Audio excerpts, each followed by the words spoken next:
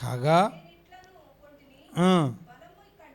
బలము కంటే శ్రేష్టమే కానీ పేదవారి జ్ఞానం ఏమైపోయింది? తృణీకరించబడింది. లక్ష్య పెట్టరు.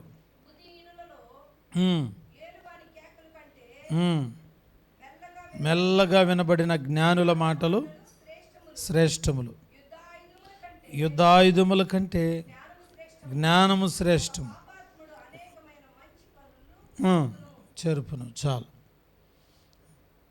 సొలొమోను రాసినటువంటి ఈ చక్కని సంఘటన ఒక కథలాగా చెప్పుకుంటూ వచ్చాడు. అనగనగా ఒక చిన్న పట్టణం ఉంది. ఆ పట్టణం మీద ఒక దుష్టుడైనటువంటి రాజు కన్ను వేశాడు. అతడు గొప్ప రాజు. ఆ పట్టణాన్ని ఆక్రమించి ఆ పట్టణంలో ఉన్న వాళ్ళందరినీ ఎలాగైనా సరే తన వశపరుచుకోవాలని ప్రయత్నం చేసి దాని చుట్టూరు ఉరుజులు కట్టాడు. పాపం ఆ పట్టణంలో ఉన్న వాళ్ళు విలవెల్లాడిపోతున్నారు. ఎందుకంటే ఈ దుష్టుడైన రాజు చేతిలో చిక్కుబడిపోయారు. ఏం చేయాలో అర్థం కావట్లా. మరి ఆ పట్టణంలో ఎవరైనా రక్షించేవారు ఉన్నారా అని ఆలోచిస్తే ఒక పేదవాడు ఆ పట్టణంలో పుట్టాడంటండి.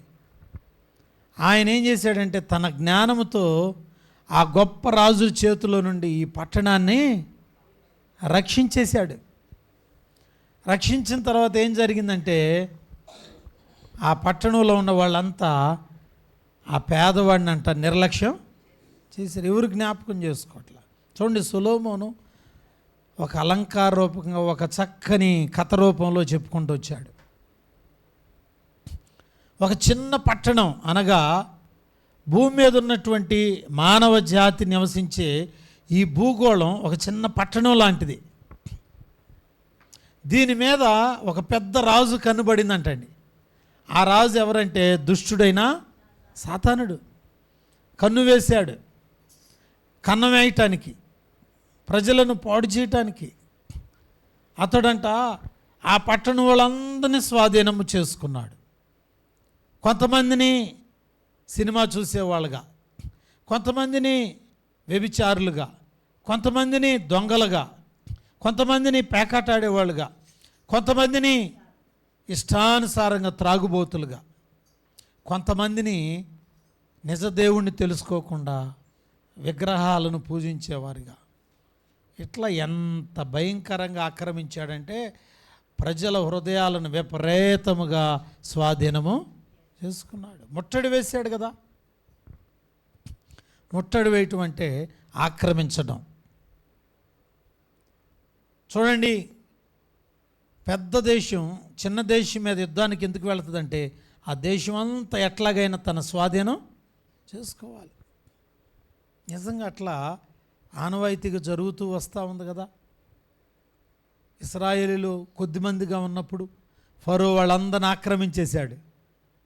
బానిసలుగా చేసుకుని వెట్టి చాకిరి చేయించుకున్నాడు.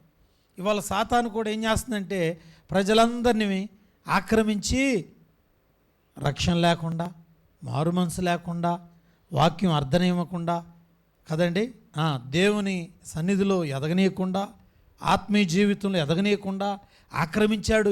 మన కుటుంబాన్ని ఆక్రమించాడు. కుటుంబం కాదు, అసలు మన హృదయాలనే ఆక్రమించాడు. ఎవరు చూసినా దేవుని పట్ల వింటారు, కానీ ఆక్రమణకు గురైనటువంటి హృదయాల్లో వాక్యం పనిచేయట్లా. దేవుని వాక్యం పనిచేయనిట్లా. ఎందుకంటే ఆల్రెడీ ఆ గుండెను, ఆ హృదయాన్ని వేరే ఒకడు ఆక్రమించాడు. వాడే సాతానుడు, దుష్టుడు. ఎంత చెప్పినా వాక్యం అంట బయటికి వెళ్ళిపోతుంది. ఎంత చెప్పినా వాక్యం గుర్తుండదు. ఎంత చెప్పినా దేవుని మాటలకు చెవియొగ్గరు. అలా పాడైపోతున్నారు. ప్రపంచంలో మానవ జాతి అంతా చూడండి, సాతాను యొక్క ఆక్రమణకు గురైనటువంటి వారు ఎక్కువ పర్సెంట్ ఉన్నారు, ఎక్కువ మంది ఉన్నారు. మరి ఈ పట్టణం అనే ఈ దేశంలో ఈ ప్రపంచాన్ని పాపం ఎవరు రక్షిస్తారని ఎదురు చూస్తుంటే ఈ దుష్టుడు గొప్ప రాజు, ఇతని పేరు గొప్ప రాజు, దుష్టుడే గొప్ప రాజు, మరి ఈ చేతుల్లో నుంచి ఎవరు రక్షిస్తారు అని ఆలోచిస్తూ ఉండగా ఒక పేదవాడు పుట్టాడంటండి. ఆయనే మన ప్రభు అయిన యేసుక్రీస్తు. పేదవాడిగా పుట్టాడు. నిజమే, యేసుక్రీస్తు వారి యొక్క జననాన్ని మనం జరుపుకున్నాం. ఆయన పుట్టడానికి స్థలం లేదుగా, పశువుల పాకలో పుట్టాడు, పశువుల తొట్టులో పరుండి ఉన్నాడు. కనీసం ఆయనకి ఉండటానికి కూడా ఇళ్ల స్థలం లేదు, గూడు కూడా లేదు. ఆయన ఏమైనా ఉయ్యాల తొట్టులో పడుకోబెట్టారా, ఖరీదైన వస్త్రాలు వేశారా, లేకపోతే చక్కని అవకాశం ఏమైనా ఉందా? ఏం లేదు. ఒక పేద తల్లి కడుపును పుట్టాడు, పేదవాడిగానే జన్మించాడు, పేదవాడిగానే పుట్టాడు. కానీ ఆ పేదవాడి దగ్గర ఏముందంటే గొప్ప జ్ఞానం ఉంది. దేవునికి స్తోత్రాలు. ఏముందంట? గొప్ప జ్ఞానం ఉంది. చూడండి, ఆ జ్ఞానము ఆ పేదవాడి యొక్క జ్ఞానం ఏం చేసిందంటే ఈ గొప్ప రాజు చేతిలో నుంచి పట్టణాన్ని అతడంట రక్షణ కలిగించాడు. దేవునికి స్తోత్రం. ఏం కలిగించాడు? రక్షణ కలిగించాడు. అంటే ఈ పేదవాడు ఎవరు అని అంటే పట్టణాన్ని రక్షించిన రక్షకుడు. మరి రక్షణ అనేది ఈ ప్రపంచానికి ఒక్క ఆయనే ఇచ్చాడు, ఒక్క ఆయన ద్వారానే వచ్చింది. ఆ రక్షణ ఎలా వచ్చింది అనంటే తనకు తానే మనందరి కోసం తన ప్రాణమును సమర్పణ చేశాడు. దుష్టుడు అడిగాడు, వీళ్ళందరినీ నా చేతిలో నుంచి రక్షించాలంటే నీ ప్రాణం పెట్టాలి. అవును, ఆయన ప్రాణం పెట్టడానికి ఇష్టపడ్డాడు. మనందరినీ రక్షించడానికి ఒక పేదవాడు ప్రాణం పెట్టాడు. ఎవరా పేదవాడు? అమ్మా, నజరేయుడైన యేసుక్రీస్తు వారు. యేసు ప్రభు వారిని అడిగారు, మీ ఇల్లు ఎక్కడా అని అడిగారు. ఆయన శారీరకంగా బ్రతుకున్న దినాల్లో ఆయన అడిగారు. ఆయన అంటాడు, నక్కలకు బొరియలు ఉన్నాయి, ఆకాశ పక్షులకు గూళ్ళున్నాయి, కానీ మనిషి కుమారుడు తలవాల్చుకున్నటకు స్థలం లేదు. హల్లెలూయా. ఆయన కనీసం ఇళ్ల స్థలం కూడా లేదు. పేదవాడుగా పుట్టాడు.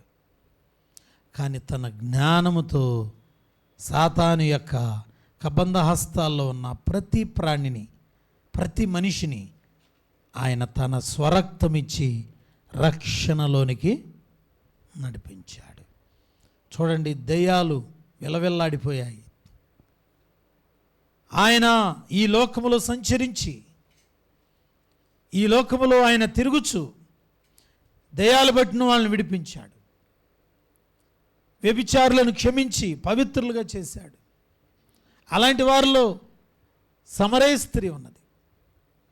అలాంటి వారిలో వ్యభిచారంతో పట్టబడిన స్త్రీ ఉంది. అలాంటి వారిలో కుష్ఠరోగి అయిన సీమోని ఇంటి దగ్గర ఆయన పాదాలు కడిగినటువంటి మరియ కనబడుతుంది. ఆయన ఎలా రక్షించాడనంటే ఆయన భయంకరంగా దెయ్యాలు పట్టి కొంతమంది నీళ్ళల్లో అగ్నిలో పడిపోతున్న ఆ చీకటి అంధకార శక్తులు పట్టిన వాళ్ళని విడిపించాడు. సేన అనే దెయ్యాలు బట్టి ఒకడు భయంకరంగా సమాధుల్లో ఉంటూ ఆ ఊరికి, ఆ గ్రామానికి అతని వల్ల నష్టం కలుగుతూ అతను ఒక్కడి వల్ల ఎంతోమంది ఏడుస్తుంటే ఆ సేన అనే దెయ్యాలు పట్టిన వాడిని కూడా ఆ దెయ్యాల నుండి ఆయన రక్షించాడు. బిడ్డలారా, దెయ్యాల నుండి విడిపించాడు, వ్యభిచారం నుండి విడిపించాడు, త్రాగుబోతనం నుండి విడిపించాడు కదా. ఎన్నో రకాలుగా ఆయన అందరినీ విడిపించుకుంటూ వచ్చాడు. ఇప్పుడు అందరినీ రక్షించడానికి ఆయన కలువరి సిలువలో వేలాడాడు. సిలువలో వేలాడి ఏం పెట్టాడు? ఆయన మనకు ప్రాణం పెట్టాడు. ఆ ప్రాణం పెట్టిన కానించి సాతాను అనేవాడు మనల్ని వదిలిపెట్టేశాడు ఇక. ఎందుకంటే యేసు రక్తము ద్వారా మనందరికీ విమోచన కలిగింది, విడుదల కలిగింది. యేసు రక్తము ద్వారా మనందరం కూడా పాపముల నుండి, శాపము నుండి, దరిద్రత నుండి, దురాత్మ శక్తుల నుంచి ఏమయ్యామంట? విడిపించు. దాన్నే రక్షణ అని అంటారు. రక్షణ. అందరూ అంతటా మారు మనసు పొందాలి, రక్షణ పొందాలి. ఇదే దేవుని చిత్తం. ప్రయాసపడి భారం మోస్తున్నా సమస్త జనులారా నా యొద్దకు రండి, నేను మీకు విశ్రాంతి, రక్షణ. అయ్యో దెయ్యాలు బట్టి నెమ్మది లేని వాళ్ళారా, 38 సంవత్సరాల నుంచి ఒక ఆయన బలహీనం అయిపోయినాడు. 12 సంవత్సరాల నుంచి రక్తస్రావం, 18 సంవత్సరాలు నడువంగిపోయి దెయ్యాలు, నెమ్మది లేదు. వాళ్ళందరినీ కూడా ఆయన తన జ్ఞానముతో, మనందరినీ తన జ్ఞానముతో ఏం చేశాడు? రక్షించాడు. ఇక రక్షించిన తర్వాత ఏం జరిగిందంటే ఆ ఊరిలో వాళ్ళందరికీ, ఆ పట్టణం వాళ్ళందరూ రక్షించబడ్డారు. రక్షణ పొందిన తర్వాత అందరు హాయిగా బ్రతుకుతూ, అసలు రక్షణ వచ్చిన ఏం చేస్తున్నారంట? నిర్లక్ష్యం. ఇక ఆయన అంటే ఆయన ఎవరికి జ్ఞాపకం లేడు, జ్ఞాపకం లేడు. ఎందుకంటే ఇక అందరూ ఎవడ ఇష్టం వచ్చినట్టు వాళ్ళు బతుకుతున్నారు. అదే కొత్త నిబంధన కాలం. ఇప్పుడు మనం ఉన్న కాలం ఇదే. ఇది కృపాకాలం. ఎవరు ప్రభుని జ్ఞాపకం చేసుకోవట్లేదు. కొంతమంది సూర్యుడు దేవుడని, చంద్రుడు దేవుడని. అరే నిన్ను రక్షించింది ఎవరంటే, నన్ను రక్షించింది పలానా దూడ, నన్ను పలానా రక్షించింది పలానా సూర్యుడు, పలానా చంద్రుడు. నన్ను రక్షించింది ఎవరో తెలుసా? ఈ రాయే నన్ను రక్షించింది, ఈ పుట్టే నన్ను రక్షించింది. మర్చిపోయారు, నిర్లక్ష్యం. రక్షణ ఎవరి వల్ల కలిగింది? ప్రభు అయిన యేసుక్రీస్తు వలన.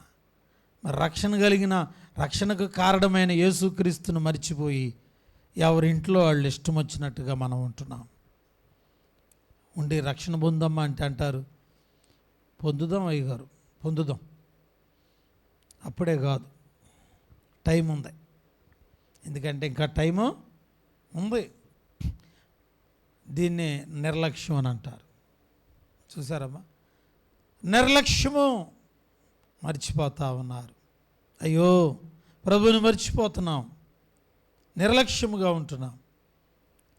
ఏదైనా ఒక పని ప్రారంభిస్తున్నప్పుడట సిద్ధాంతిని మాత్రం ప్రేమిస్తున్నారు, కానీ యేసు ప్రభుని మర్చిపోతున్నారు. ఎందుకని అనంటే యేసు ప్రభు ఏమో గుర్తుకు రాడు. సంబంధం సెట్ అయ్యేదాకా యేసు ప్రభు గుర్తుకొస్తాడు. అయ్యా ప్రభువా, మా పిల్లోడికి సంబంధం సెట్ చేయి ప్రభువా, ఎట్టగొట్ట మా అమ్మాయికి పెళ్ళి చిన్న సంబంధం సెట్ అయింది. ఇక సెట్ అయిన కాడి నుంచి ఇక రోడ్డు అవతల బ్రాహ్మిన్స్ దగ్గరికి వెళ్ళటం. మా వాళ్ళు ఇద్దరు పేరు బలాలు, ఫలానా డేటు. ఇక పాస్టర్ గారి దగ్గరికి వచ్చాయా, ఈ నక్షత్రం రోజే పెళ్ళి చేయాలి, ఈరోజే పెళ్ళి చేయాలి, ఈ తారీఖునే మేమంట, ఈ రోజునే శంకుస్థాపన. అది కూడా చెప్పాడయ్యా, ఉదయం 8:30 నేను వెళ్ళక ముందే వాళ్ళే పెట్టేసుకుంటున్నారు రాయి. ఏంటయ్యా అంటే, నువ్వు రావటం ఆలస్యమైంది అయ్యగారు. మేము చెప్పాం కదా, నిన్నే చెప్పాం, 8:15 వస్తే నీకు ప్రార్థన ఇస్తాం, లేకపోతే ఇవ్వం. నా బతుకట్ట అయిపోయింది. తర్వాత వాళ్ళ పరిస్థితి చూస్తే వాళ్ళ బతుకు ఎట్ట అయిపోద్దంటే, అయ్యగారు ఏంటో అయ్యగారు ఇల్లు పూర్తి అవ్వట్లా. అయ్యిద్ది, ఎందుకు అవదు కదా. వాళ్ళు చెప్పినట్టుని లగ్గం కట్టిన వాళ్ళు తనుకుంటుంటే, అయ్యగారు ప్రార్థన చేయ్యా, కొడుకుకి వాళ్ళకి పడతలా. ఏ లగ్గం అమ్మా? మరి ఆయన దగ్గరికి వెళ్ళొచ్చుగా, ఆయనగా పెట్టింది డేటు. ఎందుకు తనుకుంటున్నారో ఆయన అడగాలి. మనం అడుగుతారా? లాగి చెంపమ్మని పెట్టి కొడతాడు. హల్లెలూయా కదా. ప్రార్థన చేస్తాం, సెంటిమెంట్లు. ఏంట్మెంట్లు, సెంటిమెంట్స్ ఉండొచ్చా? వద్దబా అని తెలియదు, వాళ్ళ ఇంటికాడ వద్దు. సెంటిమెంట్లు వల్ల ఏం లాభం? పలానా వాళ్ళు ఎదురొచ్చారు, పలానా వాళ్ళది ఇంటికాడేది చేద్దాం, పలానా చోటే మనం ఎట్టు ఉండాలి, వాళ్ళు ఎదురొచ్చారు, వీళ్ళు ఎదురొచ్చారు. అసలు నీ మొహమే మంచిది కాదుగా, ఒకళ్ళు ఎదురు రావటం ఎందుకు? ఇవన్నీ అన్యుల ఆచారములు, ఇవన్నీ లోక మర్యాదలు. లోక మర్యాద ఏమైనా లాభం ఉందా? ఉంటుందా? ఉండదే. మారాలి. చెంపదెబ్బలు వేసుకుని అయ్యా తప్పు అయిపోయింది అని ప్రియులారా మనం దేవుని దగ్గర క్షమాపణ అడగాలి. చేయకూడదు. నువ్వు ఎట్లా దేవునితో ప్రారంభించావో నీ అంతం, నువ్వు చేసే పని, నువ్వు చేసే ప్రతి కార్యం పాస్టర్ గారిని దేవుణ్ణి ముందు పెట్టుకో దేవుణ్ణి. దైవజనుడి రూపంలో దేవుడు వస్తారు. ఆయన లేకుండా వేరొకడు వస్తే అది నష్టమే, కానీ అది మేలు జరగదుగా. జరిగిద్దా? జరగదా? నువ్వు ఎదురురా, నేను వెళ్తున్నా పైకి, ఊరు వెళ్తున్నా కదా.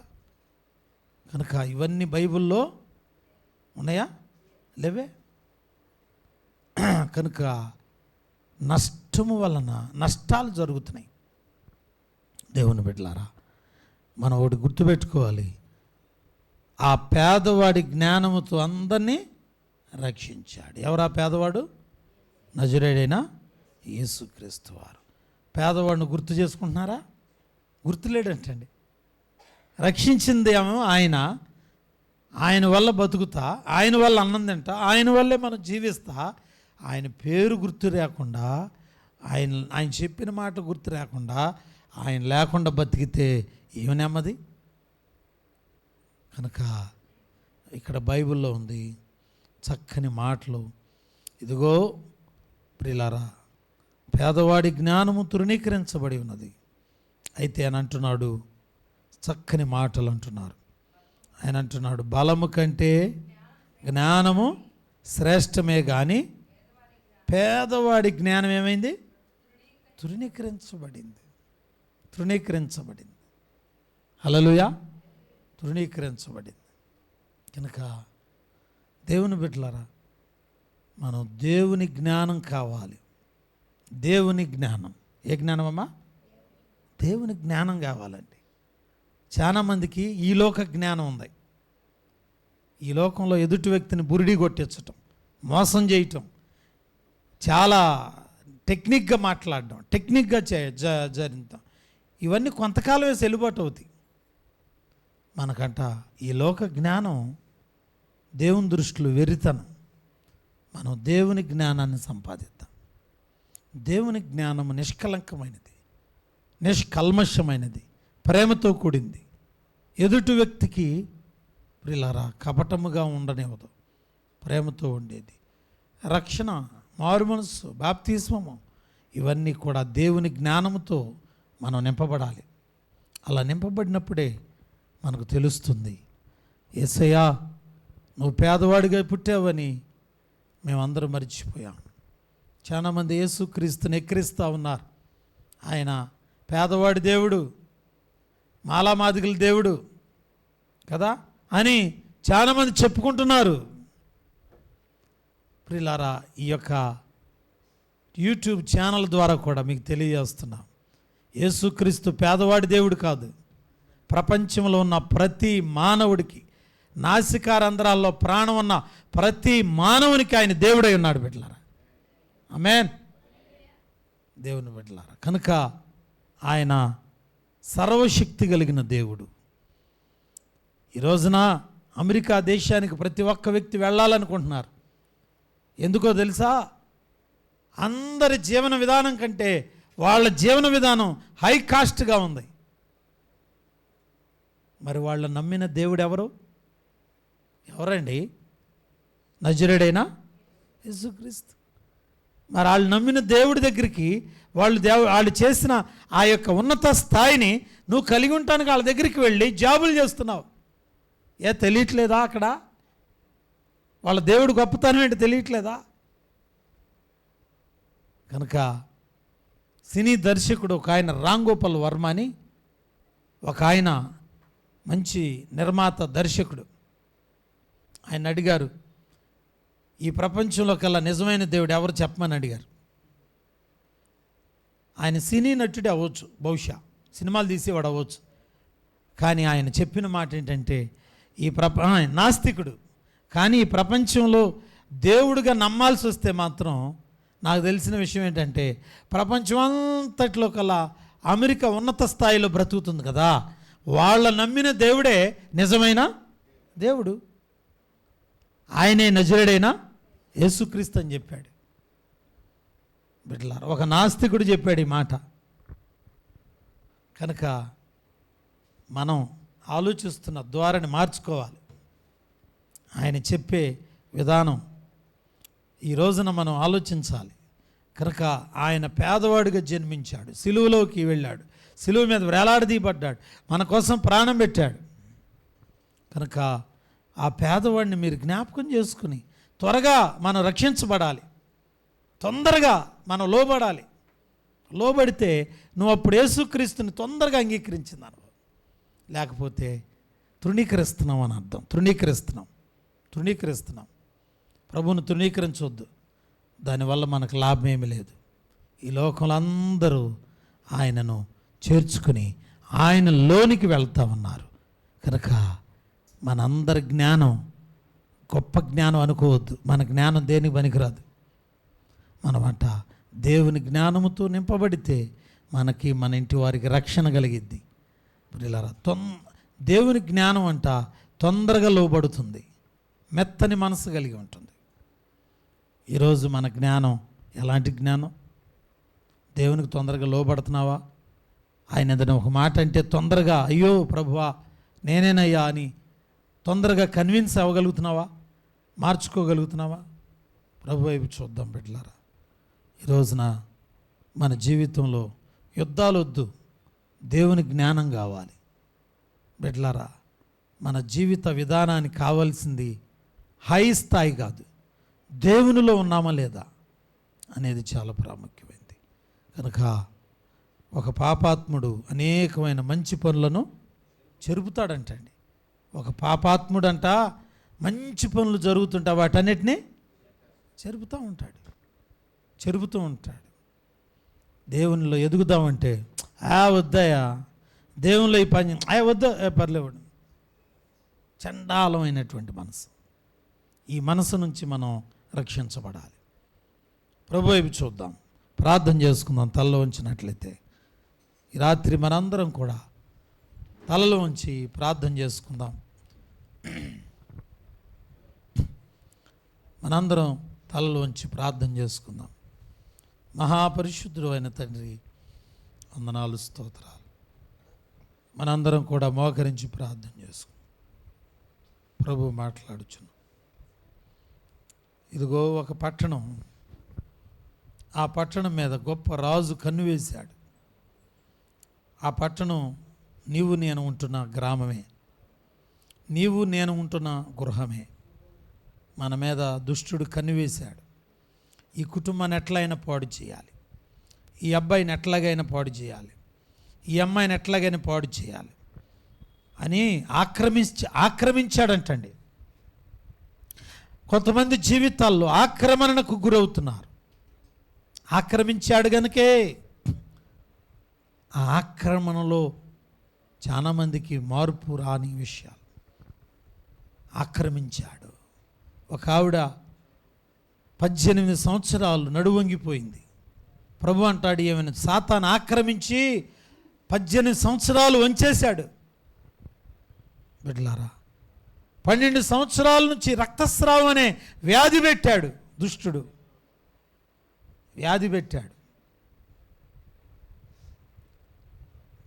కొంతమందిని వ్యభిచారులుగా చేసి, కొంతమందిని దెయ్యాలు పట్టేవారుగా సాతానుడు పట్టి ఆక్రమించాడు. దేవుని బిడ్డలారా, ఈ రాత్రి నేను ఒక ప్రశ్న అడుగుతున్నాను. నిన్ను ఎవరు ఆక్రమించారు? ఎవరి స్వాధీనంలో ఉన్నావు? ఒక ప్రశ్నమ్మ. నీ సహవాసము, నీ మాటలు, నీ ఆలోచనలు, సహోదరి సహోదరుడా, నువ్వెవరి స్వాధీనంలో ఉన్నావు? ఎవరితో నీ సహవాసం? ఎవరికి ఆక్రమించావు? నిన్నెవరు ఆక్రమించారు? దేవుని ఆత్మ, ఆయన ఆత్మ నిన్ను ఆక్రమించిందా, లేక దుష్టాత్మ నిన్ను ఆక్రమించిందా? ఈరోజు పశ్చాత్తాపంతో మనల్ని మనం దిద్దుబాటు చేసుకుందాం. ప్రభు మాట్లాడుతూ ఉన్నారు. మా బ్రతుకును సరిదిద్దు నాయన అని అడుగుదాం. దర్శించు నాయన. నిజమే ప్రభువా, అయ్యా మా బ్రతుకులు పాడైపోతూ ఉన్నాయి. ఎక్కడ చూసినా రోత బ్రతుకులే, అబద్ధపు బ్రతుకులు, మోసపూరితమైన బ్రతుకులు. అయినా విని వదిలేసి వెళ్ళిపోతున్నాం. దేవుని భయం లేని కుటుంబాలుగా, దేవుని భయం లేని మనుషులుగా మేమేనయ్యా వ్యవహరిస్తున్నాం. ఈ రాత్రి మమ్మలను కడుగునైనా మా జీవితాలు కడగండి. దిద్దుబాటు చేయుటకు మంచి మనసుని నాయన. అందరూ ప్రార్థన చేయండి అమ్మా. నోరు తెరిచి నిశ్శబ్దంగా ఉండొద్దు. ఏ దుష్టుడు మన ఇల్లును ఆక్రమించాడు? ఎవరెవరు పరిస్థితి ఎలా ఉంది? నా పిల్లలను ఆక్రమించాడయ్యా, నా మాట వింటలేదు. నా భర్తను ఆక్రమించాడు, నా భార్యను ఆక్రమించిందయ్యా, నా కుటుంబాన్ని ఆక్రమించాడు. మాకు నెమ్మది లేదయ్యా చెప్పుకోవడానికే కానీ, ఎందుకో మా జీవితాలు పాడైపోయినాయి నాయన. ఈ రాత్రి అయ్యా మీ జ్ఞానముతో కూడిన మాటలు విన్నాను, నన్ను సరి చేసుకుంటానని మాట చెప్పండి. ఓ పరలోకపు తండ్రి, ఈ రాత్రి మీరు మాకు అందించిన సందేశాన్ని బట్టి వందనాలు అయ్యా. మమ్మల్ని ఆక్రమించిన ప్రతి దురాత్మ శక్తులను, అంధకార శక్తులను నజరుని యేసు క్రీస్తు నామములో వెళ్ళిపోమని ఆజ్ఞాపిస్తున్నాం ప్రభు. తరతరాల నుండి ఆక్రమించి కూర్చున్న ప్రతి శాపము, దరిద్రత నాయన యేసు నామములో వెరగొడుతున్నాం ప్రభు. మాలో గొప్ప ఉజ్జీవము కలుగునుగాక నాయన, గొప్ప మార్పు కలుగునుగాక.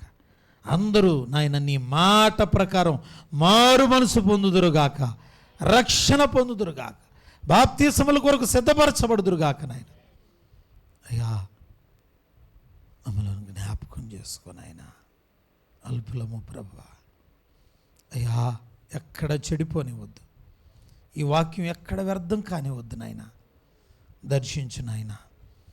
ఈ రాత్రి కూడికకు వచ్చిన బిడ్డలు ధన్యులు, మంచి వర్తమానం విన్నాం అయ్యా. ఈ వాక్యపు విత్తనాలు మా గుండెల్లో పనిచేయునుగాక నాయన. సహాయము చేయండి. సరిదిద్దుకునే ఆత్మను దయచేయండి, సవరణ చేసుకునే ఆత్మను దయచేయండి, దిద్దుబాటు ఆత్మను దయచేయండి ఆయన. సహాయము చేయమని ప్రార్థిస్తున్నాం. ఇదిగో నా తండ్రి, హాస్పిటల్లో ప్రభువా, పెనమిన్ హాస్పిటల్లో మా అత్తయ్య గారు ఉన్నారు, శశిరేఖ గారు. ఆ అత్తయ్య గారిని మీరు ముట్టండి. ప్రాణాపాయంలో ఉన్నారు, మీ చేతులకు అప్పగిస్తున్నాం, మీ చిత్తానికి అప్పచెప్తున్నాం ప్రభువా. తండ్రి మీరు దర్శించి ఆ బిడ్డకు నాయన ఆరోగ్యము దయచేయమని ప్రార్థిస్తున్నాం. అలాగే నాయన ఇదిగో నా తండ్రి, 10th క్లాస్ ఎగ్జామ్స్ జరుగుతున్నాయి. బిడ్డలు 10వ తరగతి పరీక్షలు రాస్తున్నారు. మరి మిల్కీని, నవ్యాని, అలాగే నాయన సతీష్ని, ఇంకా మరి కొంతమంది బిడ్డలు ఉన్నారు ప్రభు. నాయన మీరు రామ్చన్న జ్ఞాపకం చేసుకోండి, మీ చేతులకు అప్పగిస్తున్నాం. ఇంటర్మీడియట్ ఎగ్జామ్స్, డిగ్రీ పరీక్షలు, ఇంజనీరింగ్ పరీక్షలు అన్నింటిలో మీరు తోడు. వివాహాల కొరకు ఎదురు చూస్తున్న బిడ్డలకు సహాయం చేయండి. ఆ బిడ్డలు లేని వారికి బిడ్డలు దయచేయండి, ఆరోగ్యం లేని వారికి ఆరోగ్యం దయచేయండి, కుటుంబాల్లో నెమ్మది దయచేయండి ఆయన. భార్యాభర్తలను గలిబిలి చేస్తున్న దురాత్మ శక్తులు విడిపించండి, నెమ్మదిపరచు నాయన, సమాధానపరచండి. ఇదిగో నాయన ఈ పరిచర్య అంతటిని మీ చేతులుగా అప్పగిస్తున్నాం. మీరేనైనా బలపరిచి నడిపించమని మా కొరకు ప్రార్థించేవారు. తెల్లవారుజాము ప్రార్థనలో నాయన బలంగా జరిగించండి. మరలా తెల్లవారుజాము కలుసుకునే ప్రయాంతం మీ సన్నిధి తోడుకొంచు. యేసుక్రీస్తు నామమున స్తుతించి ప్రార్థిస్తున్నాము తండ్రి. ఆమేన్. తండ్రి దయా, కుమారుని ప్రేమ, పరిశుద్ధాత్మనిచ్చే సహవాసమైన సన్నిధి సదాకాలము మనందరికీ తోడయుండుగాక. ఆమేన్. ఆమేన్. అందరికి వందనాలండి. God bless you. మరలా రేపు